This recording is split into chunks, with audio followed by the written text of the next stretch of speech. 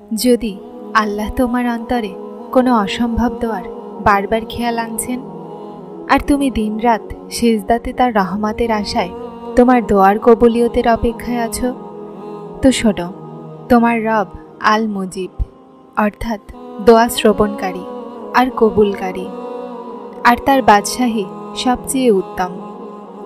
মনে রেখো, তিনি যখন চান, যেভাবে চান, অসম্ভবকে সম্ভবে বদলে দেন। কেননা মানুষের চোখ কেবলমাত্র বাহিরের দৃশ্যই দেখতে পারে, কিন্তু আল্লাহ তাআলা সেটাও জানেন যা তোমার থেকে গোপন আছে। আর যদি আজ তোমার কোনো চেষ্টা ফলপ্রসূ না হয়, আর তোমার কোনো সম্ভাবনার রাস্তা নজরে না আসে, তাহলে মনে করো সেই সময় যখন ফেরাউন মুসা আলাইহিস সালামকে আটকানোর জন্য বনি ইসরায়েলের সমস্ত শিশুকে কতল করে দিয়েছিল, কিন্তু যেই বাচ্চার ভয় ফেরাউনের ছিল, সেই বাচ্চাই ফেরাউনের ঘরে জায়গা পেল। এমনকি ফেরাউনের রিজিকও সেই বাচ্চার হয়ে গেল। এটা তো আল্লাহরই ইচ্ছা ছিল যে আল্লাহ যা তোমার জন্য লিখে দিয়েছিল সেটা হয়েই ছাড়ে। আর তোমার রবের পরিকল্পনা এতটাই উত্তম যে একজন মানুষ কখনো কল্পনাও করতে পারে না।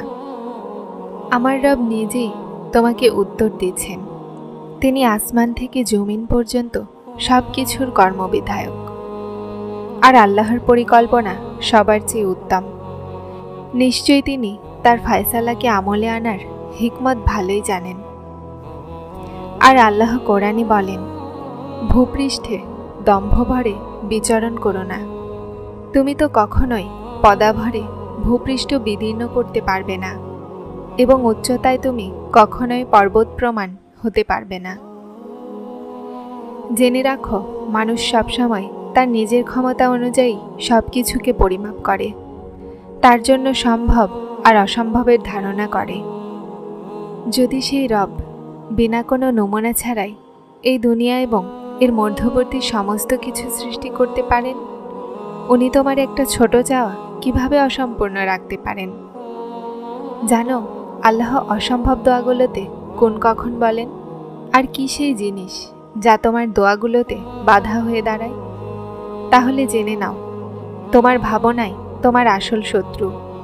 কেননা যখন তুমি অসম্ভবের ওয়াসওয়াসাতে শক্তি হেরে হতাশ হতে লাগো, তো শয়তান তোমার ভাবনার দ্বারা তোমাকে হতাশ করতে লাগে, যেন তুমি অন্ধকারে হারিয়ে যাও।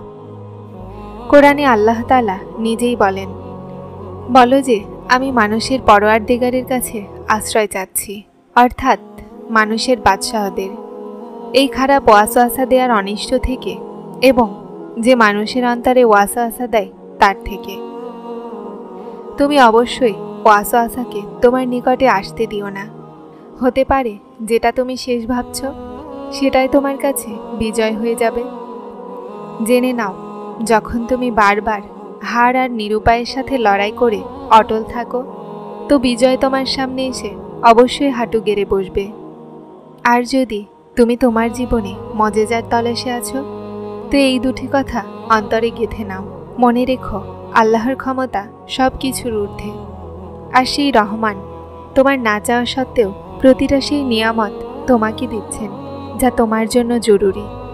তাহলে তুমি এটা কিভাবে ভেবে নিলে যে তুমি কিছু চাও আর তিনি তোমাকে না দেন?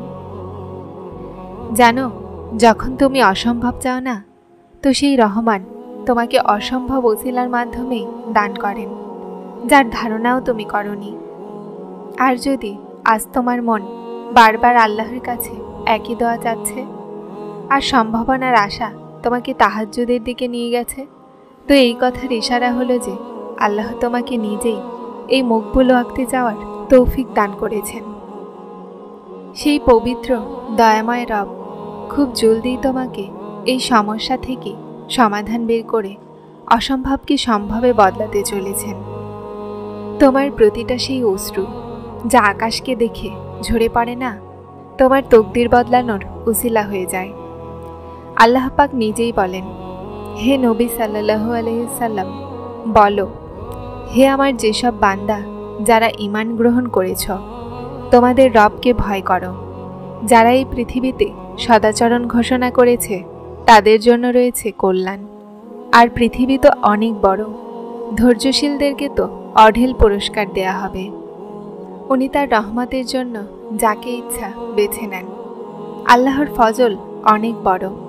আর তোমার চেষ্টা, বিশ্বাস আর কষ্টে ভরা দোয়ায় প্রতিটা জিনিস সম্ভব করে তোমার দিকে দিয়ে দেন। প্রশান্ত হয়ে যাও। আল্লাহর কুদরত আর তার সমস্ত দয়া তোমার দোয়াগুলোর রাস্তাতেই পাবে। উনি তোমার মনের পছন্দ মতো জিনিস আর দোয়াতে চাওয়া জিনিসগুলোকে দিয়ে তোমার জীবনকে শান্তি আর সুখে ভরিয়ে দিবেন ইনশাআল্লাহ।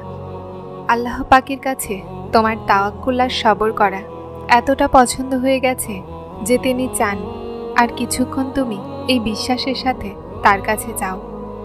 আর এটা ভেবো না যে কি সম্ভব আর কি অসম্ভব, কেননা যখন তুমি অসম্ভব চাও তখন আল্লাহও তোমাকে অসম্ভব উসিলার মাধ্যমেই দান করেন। উনি তোমার অবস্থা সম্পর্কে উদাসীন নন।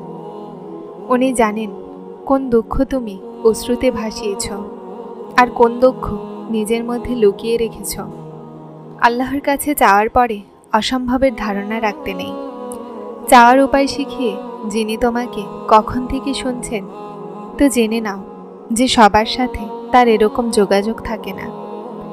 কবুলিয়তের মুহূর্ত তখন খুব বেশি নিকটে থাকে যখন কবুলিয়তের বিশ্বাস অন্তরে দিয়ে দেয়া হয় আর বিশ্বাসের রাস্তা থেকে পুনরায় ফিরে আসতে নেই।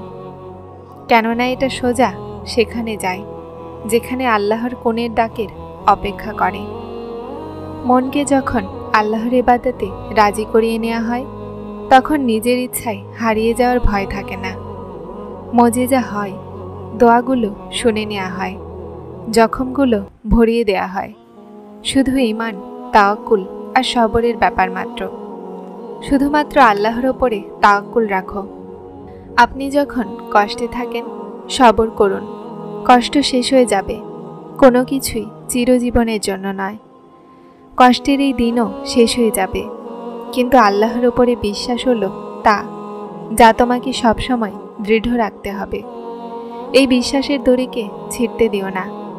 তারপর দেখে নিও মজেজা হবে আর কোন ফায়াকুন আসমান থেকে আসতে দেখতে পাবে। তোমার সমস্ত কষ্ট দূর করে দেয়া হবে। আল্লাহকে ছেড়ে দিবে তো কোনো কিছুই পাবে না। যেখানে এতটা সবর করেছ সেখানে আর একটু সবর করো।